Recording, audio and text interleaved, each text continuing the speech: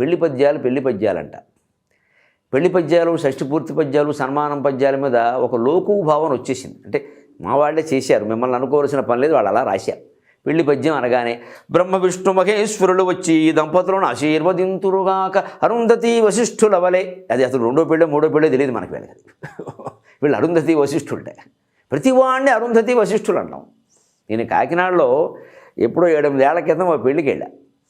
ఆ పెద్ద ఆయన పిలిచాడు, నేను వెళ్ళాను. తెలుసున్నాయన బాగా కావలసినాయన వెళ్ళాను. వెళ్ళేసరికి సరే లోపలికి వెడుతుంటే ఆయన ఎదురొచ్చాడు, కన్యాదాత ఎదురొచ్చి ఆయన కూడా ఎవరో ఒక ఆయన వచ్చాడు. సార్ నేనేదో కాస్త ప్రసిద్ధుండు కదా, సహస్రావధానం అది, నా కూడా ఒకరిద్దరు ఉన్నారు.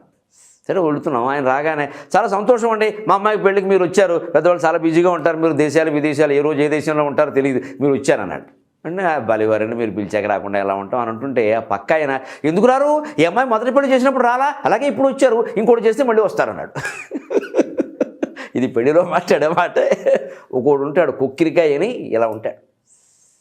ఈ అమ్మాయికి ఇదివరకు పెళ్లి చేసేవారు, అప్పుడు రాలా, అప్పుడు వచ్చారు. అప్పుడు నేను ఆశ్చర్యపోయి ఇది రెండో పెళ్ళి అని నాకు అప్పుడు తెలిసింది. ఇప్పుడు శుభలేఖ వస్తే బాబు ఎన్నో పెళ్ళని అడగాలన్నమాట. ఇదివరకైతే అనుమానం ఉండేది కాదు, చేసేవారు కాదు అసలు. అంటే ఇదివరకు చేసినప్పుడు రాలేదు ఈ అమ్మాయికి, అలాగే వచ్చారు, ఇంకోసారి చేస్తే మళ్ళీ వస్తారు. ఇక నాకు ఇదే పని, ఎన్ని పెళ్ళిళ్ళు చేసుకున్నప్పుడు పెడుతూ ఉంటాం. అప్పుడు అనిపించింది అమ్మో శుభలేఖ చూడగానే వెళ్ళిపోకూడదురా బాబు, ఎందుకైనా మంచిది అడుగుతూ ఉండాలి. అంటే ఇలాంటి వాళ్ళని కూడా మనం అరుంధతి వశిష్ఠులు అంటే ఎలా కుదురుతుందండి? బ్రహ్మ విష్ణు మహేశ్వరులు వచ్చి ఆశీర్వదిస్తారా? ఇలాంటి మాటలు రాయడం వల్ల పెళ్లి పద్యాలకు విలువ పోయింది. పైగా ఇక సన్మాన పత్రాల పద్యాలు, గరికిపాటి వంశ పయఃపారావార రాకా సుధాకర, గరికిపాటి బదులు చెరుకూరు సుధాకర్ అని ఎవరికైనా సన్మానం చేస్తే చెరుకూరు వంశ పయఃపారావార రాకా డాష్ వంశ పయఃపారావార, ఓ డాష్ ఒకటి పెడతారు అక్కడ, యూనివర్సిటీ సర్టిఫికెట్ లాగా. ఆ డాష్లో పూరించుకుంటూ వెళ్ళడమే. అలా వల్ల చెడ్డ పేరు వచ్చింది. కానీ ఒకానొక పెళ్లిలో ఒకానొక మహాకవి రాసిన ఒకానొక పద్యం వినండి, పరవశించిపోయి ప్రతి వారి పెళ్లిలోనూ చదువుకోవలసిన మాట. రాజమండ్రిలో సన్నిధానం నరసింహశర్మ గారిని ఒక ఆయన ఉండేవాడు. ఇప్పుడు ఆయన హైదరాబాద్లో ఉద్యోగం చేస్తున్నాడు, రిటైర్ అయిపోయారు, ఏదో కాలక్షేపానికి ఏదో చేస్తున్నాడు. మంచి కవి, అంతకంటే గొప్పగా మంచి పండితుడు, రసజ్ఞుడు. ఇక పద్యం వ్యాఖ్యానం చేయాలంటే ఆయన బాగా చేస్తాడు, బాగా చదివాడు గ్రంథాలు. ఆ గౌతమి గ్రంథాలయంలో ఉద్యోగం చేసేవాడు. ఆ పుస్తకాలన్నీ చదివేశాడు. అక్కడ ఎలాగో గ్రంథాలయ ఉద్యోగులకు అదో గొప్ప సుఖం. ఆ పుస్తకాలు చదివేశాడు చాలా భాగం. దానివల్ల చాలా విషయాలు గ్రహించాడు. పైగా అక్కడే సాహిత్య సభలు బోర్డు జరిగేవి గౌతమి గ్రంథాలయంలో. అవన్నిటికీ ఆయన నిర్వహణ, ఆయన వెనక తప్పదుగా బోర్డు వినేవాడు. మహానుభావులందరినీ కలుసుకున్నాడు. ఆయనకి పెళ్ళి అయింది. నేను చెప్పేది ఇప్పుడు మాటలు నేను చెబుతున్నాను. నాకు పెళ్ళి అంటే చిన్నతనం 25 ఏళ్ళప్పుడు ఆయన పెళ్లి చేసుకుని మధునాపంతుల సత్యనారాయణ శాస్త్రి ఆయన గురువు గారు రాజమండ్రిలోనే ఉండేవారు. ఆంధ్ర పురాణకర్త, మహానుభావుడు, జ్ఞానపీఠం జారిపోయిన మహానుభావుడు, తెలుగు జాతి గర్వించాల్సిన కవి. ఆయన శిష్యుడి పెళ్లికి పద్యాలు రాశాడు. మరి మధురాపంతుల వారి పద్యాలంటే ఏమిటో వినాలని అందరికీ ఉంటుంది. ఆయన చూడండి, ఇంతకాలం మా వాడు ఈ గౌతమి గ్రంథాలయంలో గ్రంథాల బుట్టల్లో పడి ఎడిచాడు, ఇప్పుడు ఒక్కసారిగా వీడికి పెళ్ళి అయితే ఆ అమ్మాయి చెయ్యి పట్టుకుని నడుస్తుంటే ఏమైపోతాడో, అంటే సంసార జీవితానికి తట్టుకోకుండా లేడు. మరి పుస్తకాలు చదువుతూ కూర్చోవడం వేరు, సంసారాలు చేయడం వేరు, బోడు విషయాలు తట్టుకోవాలి. మరి గ్రంథముల గుట్టలు గుట్టుగాక వేరు బంధమెరుగని ఈ యువ ప్రాణి పాణి, గ్రంథముల గుట్టలు గుట్టుగాక వేరు బంధమెరుగని ఈ యువ ప్రాణి పాణి, ఆలి కుడి చేతి చిటికెన వ్రేలి కొసలు, ఆలి కుడి చేతి చిటికెన వ్రేలి కొసలు, రాజుకొను వేళ రసజరీ రక్షణిడుము, రాజుకొను వేళ రసజరీ రక్షణిడుము. అద్భుతమైన కవిత్వం అండి. బ్రహ్మ రక్షించాలి, విష్ణువు రక్షించాలి, శివుడు రక్షించాలి, అమ్మవారు రక్షించాలి, ఇది చాలా మామూలు మాటలు. వాళ్ళు ఎలాగూ రక్షించడం తెలుసు, అయినా మనం వాడేస్తూ ఉంటాం. కవి అయినవాడు వాడిన మాట రసజరీ రక్షణడం. ఓ రసావేశమా, ఓ రసశాస్త్రమా, ఓ రసధ్వని, రసోవై సహా అన్నట్టుగా రసం రూపంలో మమ్మల్ని అలరింపజేస్తున్న ఓ పరబ్రహ్మ పదార్థమా, మా వాడిని రక్షించు. ఎందుకు రక్షించాలయ్యా, మీ వాడికి ఆపదేం వచ్చిందంటే ఏం తెలుసు పాపం ఈ నరసింహశర్మకి, ఏం తెలుసు. ఇంతకాలం పుస్తకాల మధ్యలో అందులో గ్రంథాలయంలో ఆ గ్రంథాలు బాగా పాతయి, ఆ పుస్తకాల బూజులు కూడా అలాగే ఉంటాయి, అవన్నీ దులుపుకోవాలి. ఒకడెవడో నాబోటిగాడు వెళ్ళి ఏమండి చాటుపద్య రత్నాకరమని ఉండాలని దీపాలు పిచ్చేసేస్తే కదా అంటాడు. అది ఎక్కడుంది, ఇప్పుడు ఎవడో వెతకాలి. అది ఎక్కడో మూల నుంచి వెతికేసరికి దాన్ని దుమ్ము దులిపేసరికి తాడు దిగుతుంది. అవన్నీ వెతికిచ్చేవాడు ఆయన ఓపికగాను. అందుకని గ్రంథముల గుట్టల్లో గుట్టుగాక, ఈ గ్రంథాలయంలో పడి ఆ ఏ గ్రంథం ఎక్కడుందో ఏ గ్రంథంలో ఏముందో ఈ లోగుట్టు విషయాలు తప్పితే వేరు బంధమెరుగని ఈ యువప్రాణి పాణి. యువప్రాణి ఆంధ్ర సాహిత్యం మొత్తం మీద ఎవడు వాడాడండి? మహానుభావుడు మధునాపంతుల సత్యనారాయణ శాస్త్రి గారు తప్ప. మహాకవుల ప్రయోగాలు ఏకం శబ్దం, ఏదో వేదంలో చెబుతారు ఒక మాట, ఏకశబ్ద సృష్టి ప్రయుక్త స్వర్గే లోకే కామదుగ్భవతి. ఒక్క శబ్దం దాని అర్థానికి తగినట్టుగా మంచి పద్ధతిగా ప్రయోగించవలసిన చోట దాన్ని మించిన కామధేనువు లేదన్నారు. నాకు ఈ శబ్దం అంత ఆనందంగా ఉంది. యువప్రాణి, ఎంత బాగుంది ఈ మాట. యువప్రాణి గ్రంథాల్లో పడి కొట్టుకుపోవడం తప్పితే మా శిష్యుడికి వేరు బంధం ఎరుగని వేరే ఉద్దేశమే లేదు. ఇంటికి కూడా వెళ్ళేవాడు కాదు, ఇక్కడే ఉండిపోయేవాడు. 8 అయినా 9 అయినా, ఎందుకంటే సాయంత్రం వరకు బాధ్యత ఆ పైన సభలో. అలాంటి వాడు ఆలి కుడి చేతి చిటికె నవ్రేలి కొసలు రాసుకొను వేళ. ఆ మాటలు చూడండి, ఆలి కుడి చేతి చిటికె నవ్రేలి కొసలు అంటే ఒక నెమ్మదిగా మన దృష్టి మన మనస్సు మారాలి. ముందు ఆలి భార్య యొక్క కుడి చేయి, అక్కడి నుంచి ఆవిడ కుడి చేతి మీదకి ప్రసరించాలి, అక్కడి నుంచి చిటికెన వేలు మీదకి ప్రసరించాలి, అక్కడి నుంచి దాని కొస మీదకి ప్రసరించాలి. శబ్ద ప్రయోగం అంటే అది. ఎందుకని భార్య చేతిని పట్టినవే ఎళయందు దిక్కుమాలిన మాట అంటారు. దాన్ని చేతిని పట్టకపోతే మూతిని పట్టుకుంటాడా 10 మందిలో?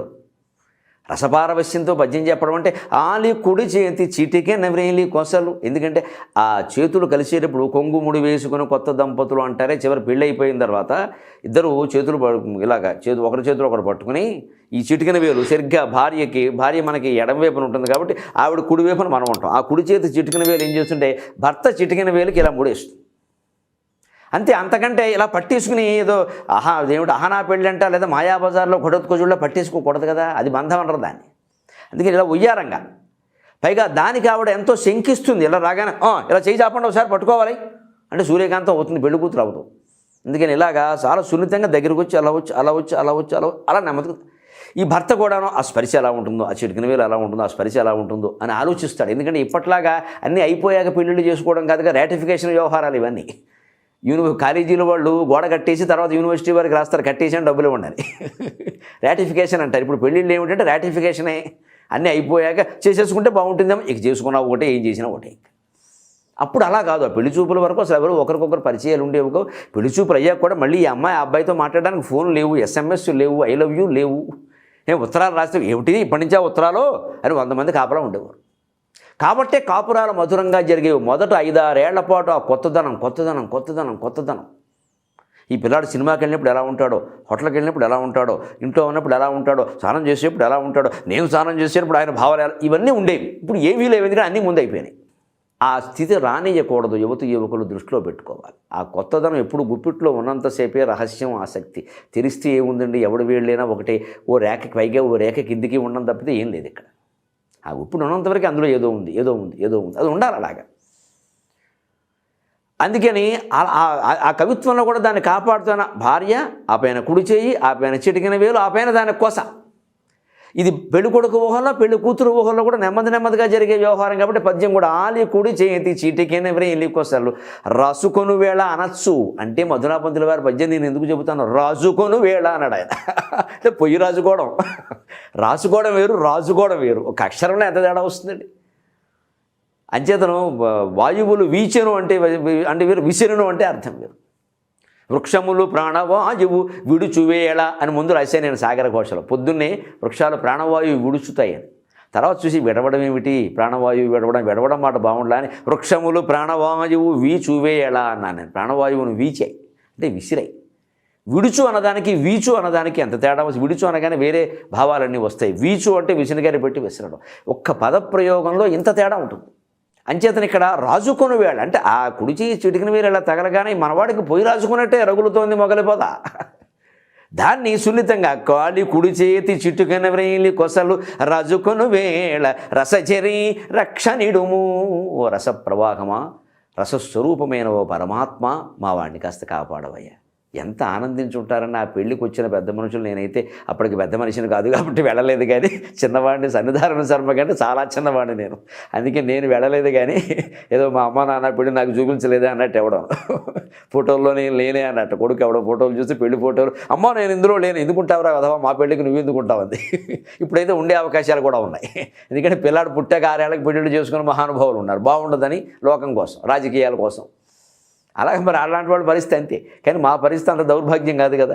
అందుకని మనం చూడలేకపోయాం. కానీ అటువంటి పద్యాలు పైగా ఆయనే చదువుతుంటే, ఆయన పెళ్ళికి వచ్చారు విశ్వనాథ్ వారు, మధురాపంతుల వారు, ఇలాంటి వారు ఆ పద్యాలు చదువుతుంటే అసలు పుట్టపర్తి వారు ఆ ధోరణి ఒకటి వేరుగా ఉండేది. ఆ వినడం అలవాటు పడిన వాళ్ళు ఆయన పద్యాలు ఇంకో నోటితో వినలేరు, మా గురుగారే చదవాలంట. అంటే ఒక్కొక్కరికి ఒక్కో శైలి ఉంటుంది. అంత అందమైన పెళ్లి పద్యాలు ఉన్నాయని చెప్పి రాస్తే అలాంటి పద్యాలు రాయాలి, రాయమని అడిగితే అలాంటి కవిని అడగాలి. అంతేగాని ఊరికి ఎవరో రావడం, ఏదో 16 పంచరత్నాలు అన్నాం, ఈ పంచ ఎక్కడో రత్నం ఎక్కడో ఏమీ తెలియదు, ఇందులోనూ ఏదో రాయడం అయిపోయింది అన్నం, చివరికి దాన్ని ఏదో అక్కడ పెట్టేయడం, ఆయన చేతిలో 116 పెట్టి పంపడం, ఇవన్నీ ఊరికే తర్పణాలు, తద్దినాలు. ఇంతకు మించినటువంటి రసపారవశ్య స్థితికి మనం చేరుకుందుకే ఈ కార్యక్రమం. హాస్యం పేరు మీద మనం రసవత్తరమైన కవిత్వాన్ని కూడా చెప్పుకుంటున్నాం.